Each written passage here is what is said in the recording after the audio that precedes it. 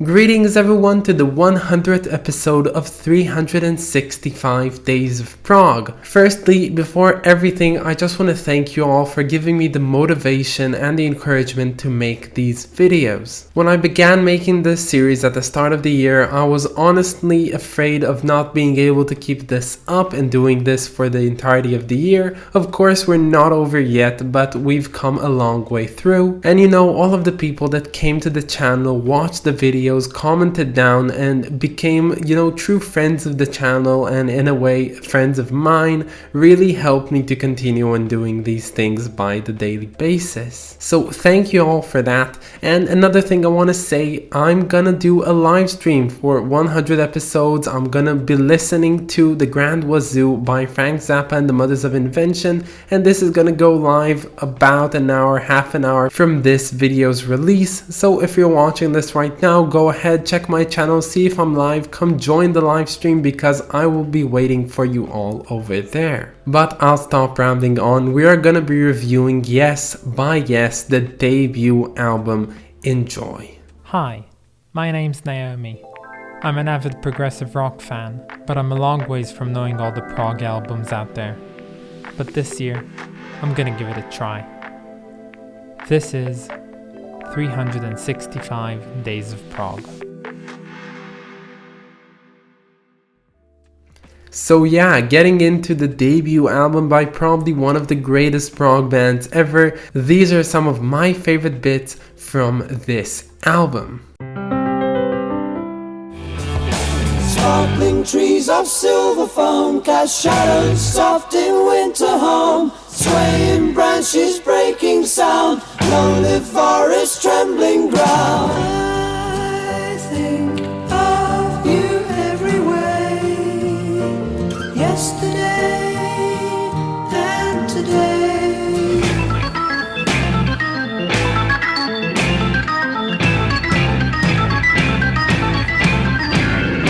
I'm so glad it's today and you're here, you're here.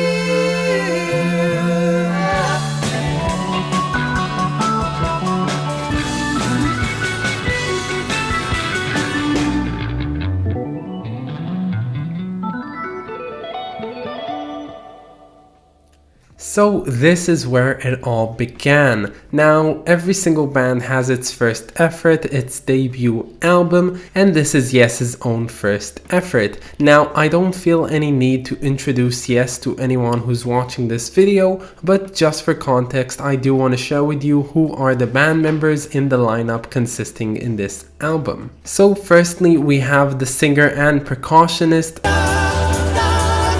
John Anderson on here. Then we have Peter Banks on guitars and Tony Kaye on keyboards. Both of them would later be replaced by Steve Howe and Rick Wakeman respectively. And then we have the two legendary Yes players, of course, being Chris Wire on his bass and Bill Bruford on the drums. Now, jumping right into this album, I have to say that the first thing I noticed when listening to this is the fact that this one surprisingly has the unique Yes sound.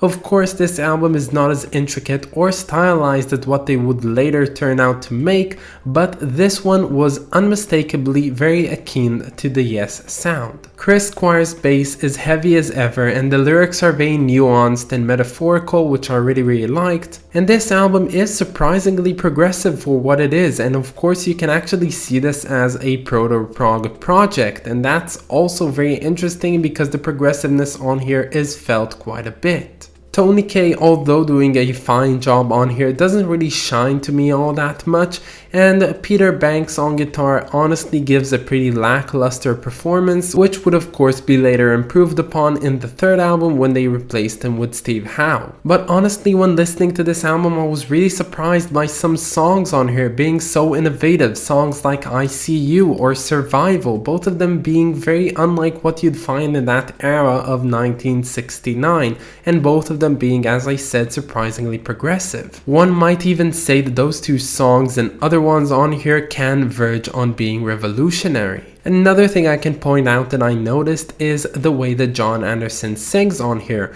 I think that his calmer tones and calmer way of singing is very well realized on here, while his more rougher and stronger points on here are still not at the peak of where they can be. But the good thing about the way that Jon Anderson does things is the fact that he upped himself and actually outdid himself in the later works of Yes. The first example that comes into mind has to be Heart of the Sunrise, in which he goes to very high tones and very, strong vocal sections, which he really delivers the best way that anyone can do. I really liked songs like Every Little Thing that, besides being that good old lovey-dovey song, is actually very progressive in its nature and also takes some pages off of the Beatles handbook on how to do harmonies. And although knowing the song Sweetness beforehand, being one of the first songs on this list which I knew beforehand, I still think that it's not the best one on here, and the best one to me at least on here is Looking Around. That song actually did kind of make me appreciate the effort made by Tony K on keyboards on here. He really does kind of shine on this specific track at specific points, which I really liked.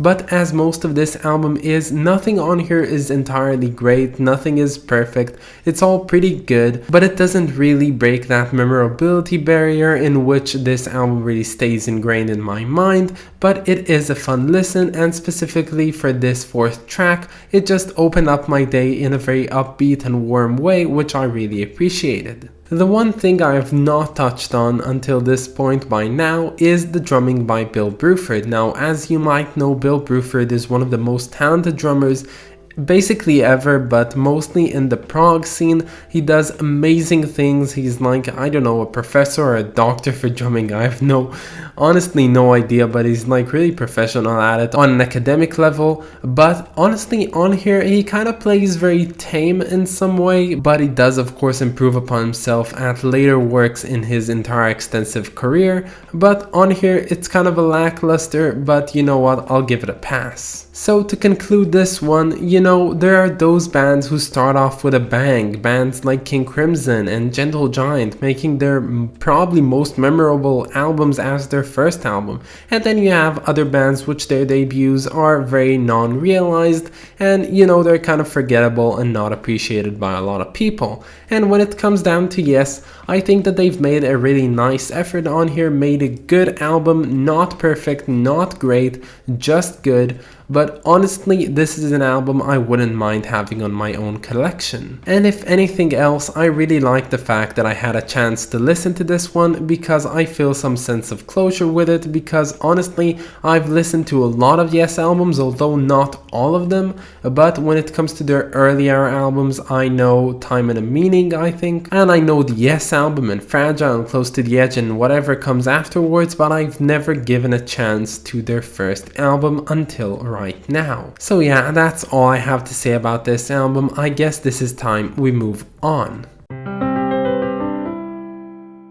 So this album actually has two separate covers. It has the US release cover, but it also has the UK release cover. And because Yes are a UK based band, I'm gonna talk about the UK cover, but just know that there is another. Now, I believe this cover to be a great cover, and it has a characteristic that doesn't appear on 99.9% of albums, and that's being a timeless cover, meaning that you can release an album with a cover like this back in the 60s, but you can also release a cover like this in the 2000s, and honestly, both would be fine and acceptable. And maybe most prominently, they would both be very fitting. And the message is very, very clear. This is Yes, and we are Yes. I think the only other album that I know that does the same exact thing is the Neu album, the German album. I'm just gonna show the cover on here on the side, but honestly, these are the two covers which really pop into mind when being very timeless, very distinct, and very memorable.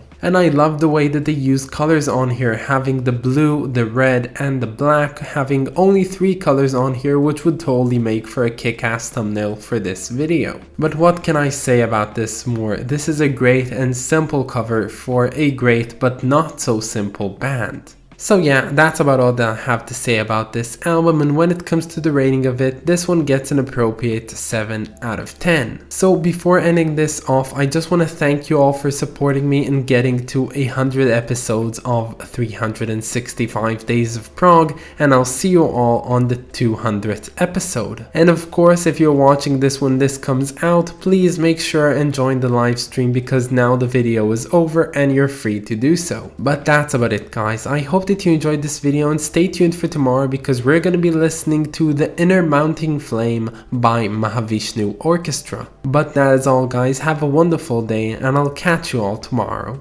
Bye, guys.